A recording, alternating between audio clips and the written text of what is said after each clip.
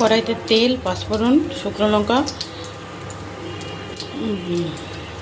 ফোড়ন হয়ে গেছে। এবার দিলাম আদা, লঙ্কা, জিরে, ধনে, চিনি, হলুদ।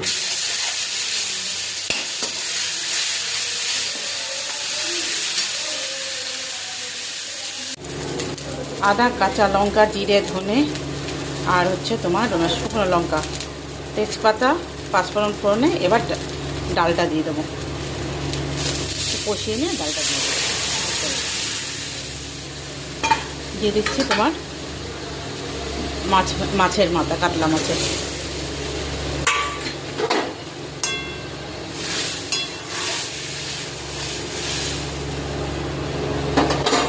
আমার মাছের মাথাতে মুগ ডাল একদম রেডি।